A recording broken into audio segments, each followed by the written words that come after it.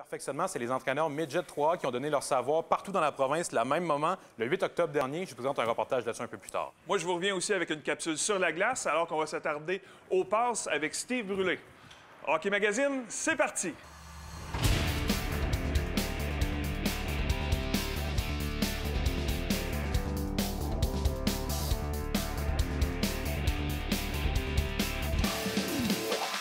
Hockey le magazine, en collaboration avec Hockey Québec, le leader du développement et de l'encadrement du hockey au Québec.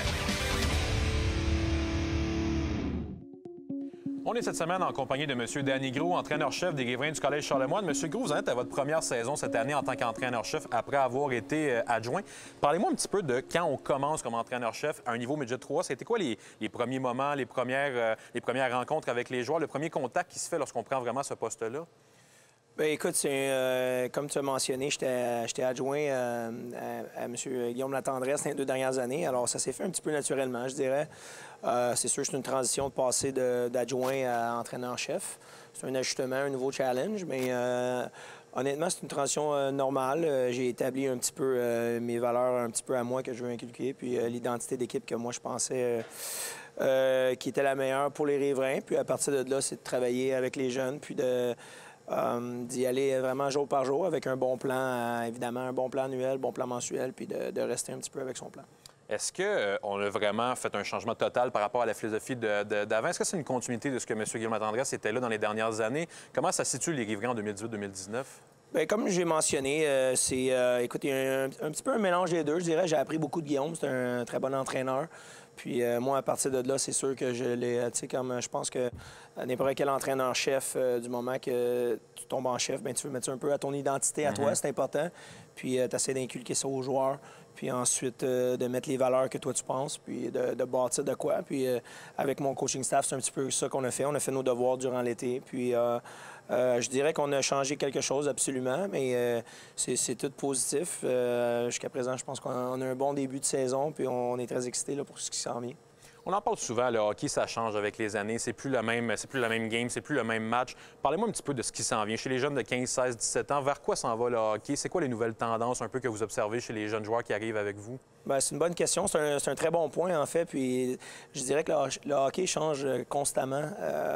Moi, ça fait 2 ans que j'ai la chance d'aller à la conférence de la Ligue nationale, ce qui se passe durant le repêchage de la Ligue nationale. Puis effectivement, tous les années, il y a des choses nouvelles qui sont apportées à la game. Je dirais qu'on s'en va vers une game vraiment rapide. C'est en anglais, encore une fois, là, on dit play fast, play fast. Il y a beaucoup d'équipes qui préconisent ça. Nos jeunes, je pense vraiment que c'est un peu ça le nom de the name of the game. Les jeunes, il faut jouer rapidement, prendre des décisions rapides. C'est ce qu'il faut qu'ils comprennent. Transition rapide. Tu sais, la game est rendue tellement rapide que les jeunes se doivent de comprendre ça puis de l'amener à leur match.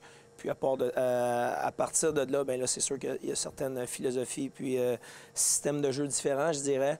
Mais en général, je dirais que la game, c'est vraiment speed, speed, speed.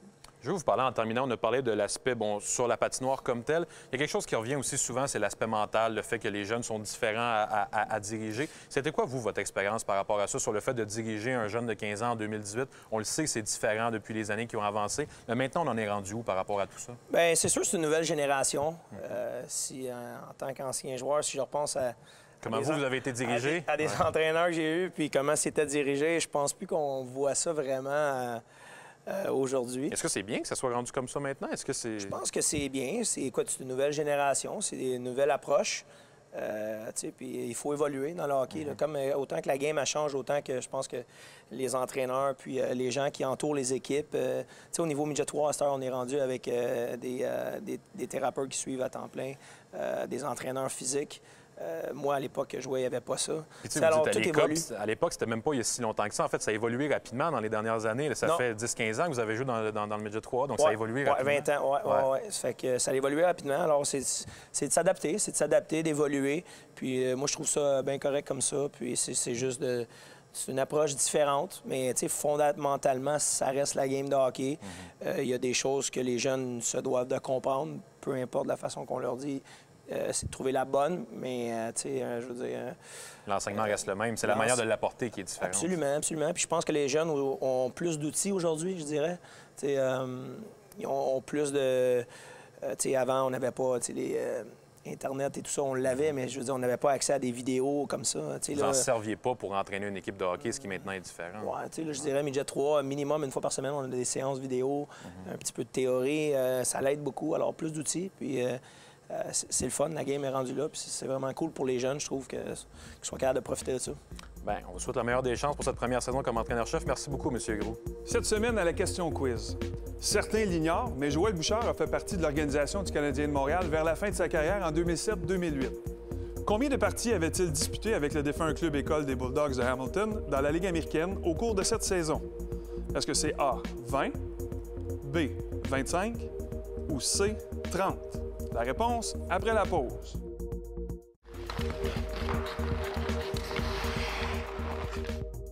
La réponse A. Joël Bouchard avait pris part à un total de 20 parties avec le club école du Canadien, avec lequel il a obtenu 1 but et 7 points au passage. De son propre aveu, il n'avait toutefois pas été en mesure de retrouver son niveau de jeu habituel, ce qui l'avait incité à prendre sa retraite pour de bon peu de temps après. Il aura donc disputé un total de 364 rencontres dans la LNH dans l'uniforme des Flames, des Predators, des Stars, des Coyotes, des Devils, des Rangers, des Pingouins et des Islanders. On a récemment rencontré l'entraîneur-chef du Rocket de Laval dans le cadre du segment « Parcours au hockey mineur ». Ouais, mon hockey mineur a été typique d'un jeune au Québec qui joue pour sa paroisse et puis après ça, qui réussit à sortir du lot et aller jouer dans le double lettre. J'ai grandi dans Tétroville, donc je faisais partie des Étoiles de l'Est où j'ai joué là mon hockey mineur avec beaucoup de jeunes joueurs où j'ai continué de graduer avec ces gars-là, que ce soit Martin Brochu, Yann Lapérière, des gars qui ont gradué dans le hockey professionnel de la Ligue nationale, mais qui sont devenus aussi des amis à travers notre parcours de hockey mineur. Donc, il n'y a rien de spécial autre qu'on a eu la chance d'avoir des bonnes équipes, d'être extrêmement compétitifs. La Ligue de Montréal, dans ce temps-là, était très forte, avec beaucoup de bons joueurs dans toutes les autres organisations. Donc, c'était une belle compétition, c'était sain, avec des parents qui étaient investis. On entend souvent les drames de hockey mineur, mais de mon côté, ça a été extraordinaire. On a tout le temps des années où on prend une coche de plus peut-être, et c'est peut-être la deuxième année Pee-Wee, la première année Bantam, là, qui ont été des grosses saisons pour moi dans le hockey mineur. J'étais capitaine à ma deuxième année Pee-Wee. On est allé au tournoi Pee-Wee de Québec. On a perdu en prolongation, 2-3e prolongation contre une équipe de Québec, justement, dans un Colisée qui était plein à craquer. Et puis, on avait une super bonne équipe. Et Bantam, on dirait que la croissance a continué encore. On est allé au championnat provincial avec beaucoup de bons jeunes joueurs qui avaient première année, qui étaient donc des joueurs plus jeunes, si vous voulez, dans le calibre Bantam. Puis ça a été une super belle année avec des bons entraîneurs, des gars qui nous poussaient. Et puis je te dirais que ce déclic-là là, sur 24 mois est important. C'est sûr que dans le hockey mineur, on va avoir des obstacles des fois. On a des contre-performances où on fait des erreurs, où ça coûte des buts. Mais j'ai trouvé que le hockey mineur, en tout cas dans mon époque, gérait extrêmement bien les jeunes qui faisaient des erreurs. Où on était souvent challengés, c'est les tournois. Où on avait beaucoup de matchs dans quelques heures. Et puis on faisait l'erreur d'aller passer quelques minutes à la piscine. Puis c'était peut-être pas la meilleure idée, là, mais quand tu as 9, 10, 11 ans, c'est difficile de ne pas aller à la piscine quand tu es à l'hôtel sur la route. Et puis je pense qu'il y a quelques matchs où on avait les jambes molles un peu. Et puis on a perdu des matchs qu'on aurait dû gagner. Mais ça a été des belles leçons à travers peut-être cette adversité-là de réaliser que si tu t'investis dans un tournoi, bien, tu dois faire des sacrifices. Puis la piscine n'était peut-être pas la meilleure idée pour des jeunes qui avaient beaucoup de hockey dans le corps juste avant un match.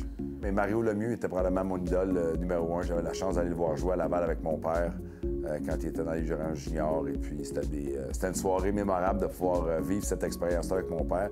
Mais Mario Lemieux était tellement un joueur extraordinaire dans le junior. Et puis, j'ai eu la chance de jouer avec Mario, avec les Penguins de Pittsburgh. Donc, c'était assez exceptionnel de pouvoir jouer avec lui. En vieillissant, on devient adolescent. On commence à regarder des défenseurs qui soit nous ressemblent plus ou, dans mon cas, que j'admirais leur travail. Puis Brian Leetch est devenu un défenseur que, pendant quelques années, là, j'appréciais énormément. Je trouve qu'il était investi, il jouait avec beaucoup de passion. Il jouait à toutes les sauces. Et puis, un autre défenseur que j'ai eu la chance de jouer avec les Rangers de New York. Et puis, j'avais même acheté un de ses T-shirts, puis je me promenais avec un T-shirt de Brian Leach dans le vestiaire. Et puis, les joueurs trouvaient ça drôle. Mais j'ai même eu la chance de jouer des matchs avec lui là, en tant que partenaire. Mais quand tu es capable de jouer avec tes idoles, ça veut dire que tu as accompli quelque chose. J'ai été rappelé de la Ligue américaine ma première année, puis c'était un match à Saint-Louis contre les Blues de Saint-Louis où j'ai eu seulement quelques présences. On sait que dans ce temps-là, les jeunes avaient besoin d'attendre et de payer la facture, comme on dit. Et puis quand c'était leur tour, bien, de jouer. Donc j'ai peut-être fait 5-6 présences.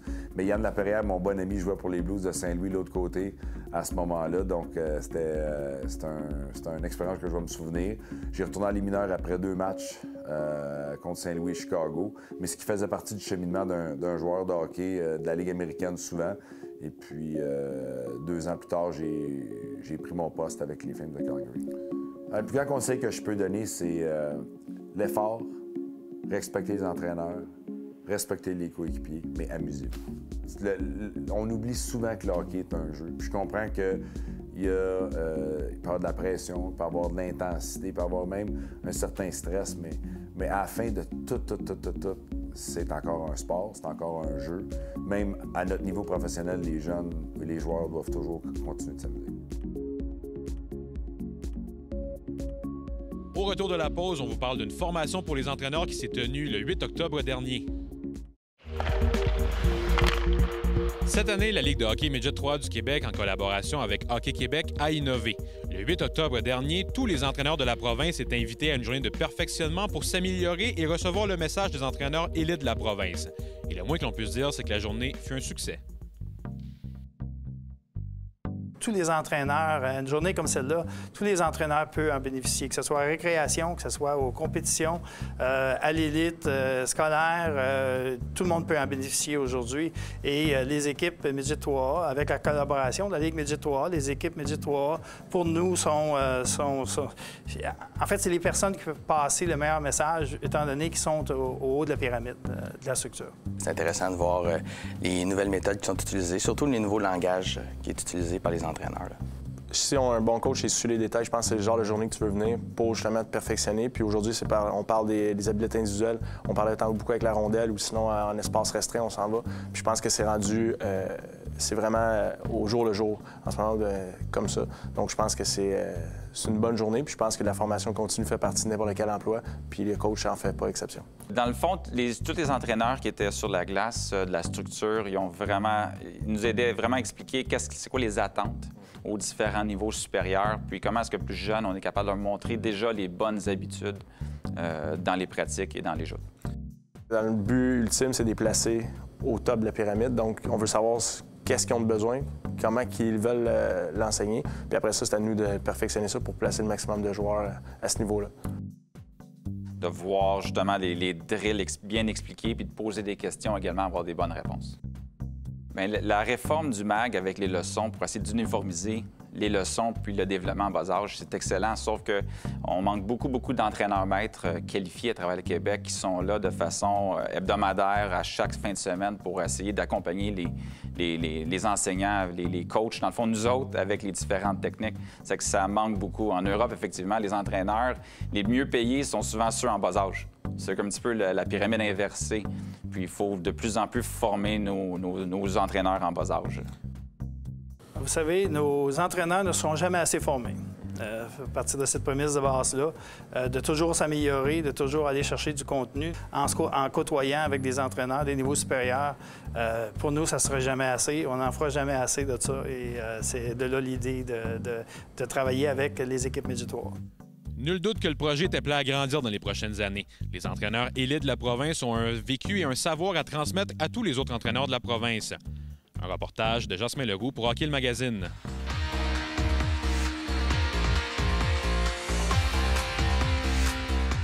Cette chronique équipement vous est présentée par le Trio Hockey, Sport Rousseau, Hockey Expert et l'Entrepôt du Hockey.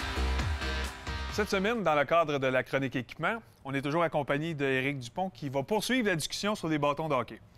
Éric, Sidney Crosby, on le sait, fait des points, remplit le filet à profusion depuis l'entrée dans la Ligue nationale en 2005-2006. Parle-moi un petit peu de son arme préférée, le CCM Ripcord 3D. C'est le tout dernier bâton de la CCM, le Trigger. Il fait partie de la grande famille Ripcord. Il a été conçu pour décocher des tirs rapidement.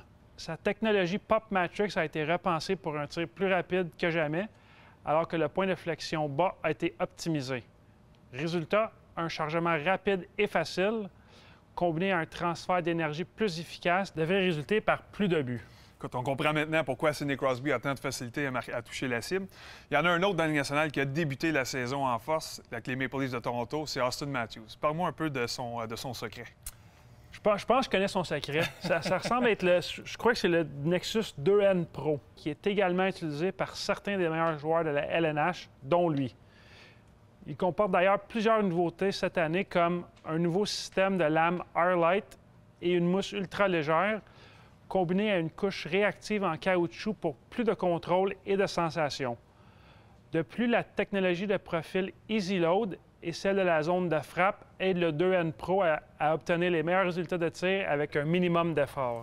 Et à le voir jouer avec les Maple Leafs, on comprend un peu mieux maintenant pourquoi il a tant de facilité à marquer des points et les Leafs doivent nécessairement s'en réjouir avec l'avenue de John Tavares également. Maintenant, tu veux arrêter de passer au présent, tu veux faire un petit retour en arrière. Denis, est-ce que tu as déjà joué avec des 50-30 quand tu étais plus jeune? Non? Non. Moi non plus.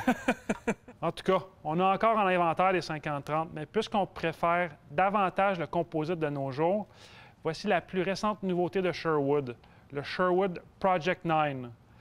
Il offre le poids léger et le contrôle dont vous avez besoin pour jouer à la vitesse du hockey d'aujourd'hui.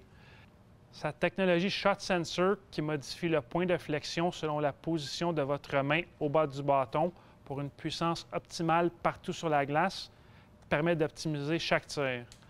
Finalement, l'amélioration de la distribution du poids permet un équilibre optimal pour une mobilité sans effort et une puissance inégalée. Parfait, Éric. En conclusion, peux-tu nous donner un petit peu quelques critères d'achat? La première chose importante, c'est le budget. Que le prix des bâtons varie vraiment. Il y a des bâtons à 59,99, d'autres à 339,99.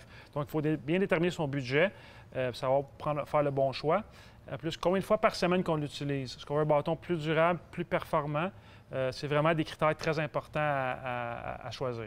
Parfait. Merci beaucoup, Éric. Très intéressant. Ça fait le tour d'horizon pour les nouveautés en fait de bâtons de hockey. La semaine prochaine, tu nous reviens avec quoi? La semaine prochaine, on va parler de patins. Parfait. J'ai bien hâte de voir ça. Merci. Bonjour, ici Philippe Dano. Vous regardez Hockey Magazine RDS.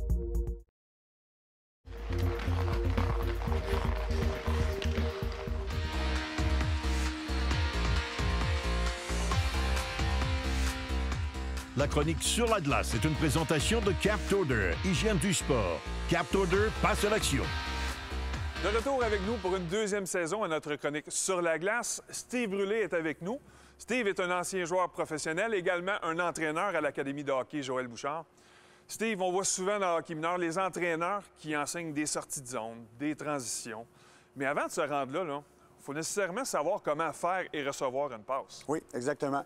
Pour moi, l'aspect passe et réception de passe est une technique individuelle qui est très négligée au Québec et qui est une grosse lacune qui doit être travaillée pour amener l'aspect collectif, donc très important au niveau des passes et des réceptions. Parfait. On regarde ça tout de suite. Parfait, merci. Steve, tu as préparé un exercice, les joueurs sont en place. Qu'est-ce que tu veux faire et qu'est-ce que tu regardes dans cet exercice-là? Ce qu'on va faire, c'est qu'on va travailler en espace restreint le long de la rampe. On va travailler les passes et les réceptions de passes, donc des deux côtés, côté droit et côté revers. Parfait. On va s'exécuter.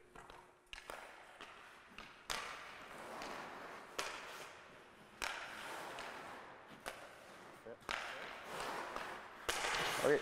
Stop. OK. On arrête le jeu. Une erreur qu'on fait souvent au niveau des passes et réceptions, surtout du côté revers. OK? Lorsque tu reçois la rondelle, OK? Si tu gardes les jambes droites et puis tu fais juste taper la rondelle, tu n'as aucun contrôle sur la rondelle et sur la réception. Ce qu'on veut, c'est dégager les mains, fermer la palette vers l'intérieur. Lorsque tu reçois, c'est d'absorber la rondelle et de venir balayer vers ta cible. Donc, toujours un mini transfert de poids, OK? Transfert de poids, la palette fermée sur le revers et de suivre ta passe et de jamais taper la rondelle bien droit parce que tu n'as aucun contrôle sur ta rondelle. OK? On prend ça. Puis Steve, aussi, la chose que j'imagine qu'on fait, puis qui était beaucoup à la mode, c'est le moins de driblage possible. Donc, on absorbe nécessairement la rondelle pour être capable de le relancer aussitôt. Exact? Exactement. Le mot-clé que tu as dit, c'est absorber la rondelle d'un mouvement rapide vers l'arrière et pouvoir balayer la rondelle tout en contrôle. Oui, c'est erreur. Arrête encore une fois, s'il te plaît. Tu as vu l'erreur qu'on a fait ici? OK? C'est encore une fois le revers. La réception du revers est beaucoup plus difficile. Donc, aussitôt qu'on a les mains à l'avant, ta palette se dirigeait vers l'extérieur. Qu'est-ce qui est arrivé? C'est que la rondelle, tu as perdu ton contrôle sur la réception. Viens fermer ta palette. Tu vas venir dégager tes mains, ta palette à l'extérieur de ton patin lorsque tu réceptionnes pour pouvoir justement absorber cette rondelle-là et pour pouvoir la passer sur un mini transfert de poids. OK? On finit ça. Et c'est d'autant plus important du revers d'absorber la rondelle à cause de la courbe du bâton qui fait que la rondelle est moins stable lorsqu'elle frappe la lame. Exactement. Donc, c'est pour ça que je trouve que c'est très négligé aujourd'hui comme habilité. C'est très difficile pour les joueurs à maîtriser. Bon, on est installé pour le deuxième exercice. Là, tu amènes un joueur de plus, évidemment, mais il y a une variante dans l'exercice que tu peux Exactement. Comme j'ai expliqué plus tôt, il y a beaucoup d'exercices qu'on peut aller chercher lorsqu'on fait des activations ou des exercices de passe. Donc, on va y aller à 3 joueurs et on va travailler encore réception et passe du revers. Qu'est-ce que tu veux voir dans cet exercice-là? Il y a un joueur qui fait des 8 autour des 2 joueurs statiques. Oui, exactement. Je veux que les jeunes apprennent à avoir un bon eye contact, donc faire des bonnes passes au joueur quand il est prêt à recevoir la rondelle. Et pour le joueur qui est en mouvement, lui, beaucoup de réception, beaucoup de transfert de poids qu'il doit faire pour faire des bonnes passes. Parfait. Là, on voit, l'absorption semble des fois un peu plus difficile. On regarde la main basse qui est rigide, qui est très tigre, donc la rondelle, comme ce coup-là, sautille lorsqu'il reçoit la passe, exact? Exactement. Les passes, toujours difficile de bien recevoir les rondelles. Stop, on va juste arrêter le jeu. Donc, qu'est-ce qu'on demande lorsqu'on reçoit du revers ou qu'on transfère la rondelle du revers? Donc, souvent, l'erreur qu'on va faire, c'est qu'on ramène la rondelle devant soi et on fait la passe, on est déjà à bout de bras. On n'a aucune force, aucune vélocité dans la passe. Donc, lorsqu'on reçoit, on doit changer de côté. Donc, on va amener la rondelle le plus loin possible pour pouvoir aller chercher le plus de force dans sa passe. Excellent travail. Plusieurs variantes. Il y a plusieurs façons d'être créatif nécessairement pour apprendre à faire des passes, à recevoir des passes. Mais la chose la plus importante, je pense, à retenir, c'est de ne pas vouloir aller trop vite. Lorsque tu es un entraîneur de hockey mineur, essaie pas de créer des systèmes de jeu, essaie pas de faire des tactiques collectives si la base n'est pas en place. Exactement. Comme tu expliqué, c'est une habileté individuelle qui doit être développée. Je comprends que des fois, dans un exercice, ça peut enlever un petit peu de rythme, mais ça peut être un exercice qu'on utilise en début de pratique pendant 5 à 7 minutes, juste au début comme activation, et que les jeunes vont apprendre à maîtriser. Surtout en début de saison, je pense que c'est là, si on prend le temps de faire les choses correctement, les entraîneurs et les joueurs vont sortir grandis en deuxième moitié de saison. Exactement. Parfait. Merci beaucoup, Steve. Toujours intéressant. Ça me fait plaisir. Et nous, on se retrouve la semaine prochaine. La semaine prochaine, à Hockey le Magazine, Jasmin, tu nous fais découvrir quelque chose de spécial avec le Rocket. Oui, tout à fait. La Place Belle de Laval, on l'a visité. On va vous présenter autant l'amphithéâtre que l'équipe. Ça va être un bon reportage. On vous présente ça la semaine prochaine. Mais on doit voir ça. Et moi, je vous fais découvrir la passion pour le hockey du comédien Emmanuel Auger. Bonne semaine. Hockey le Magazine vous a été présenté en collaboration avec Hockey Québec, le leader du développement et de l'encadrement du hockey au Québec.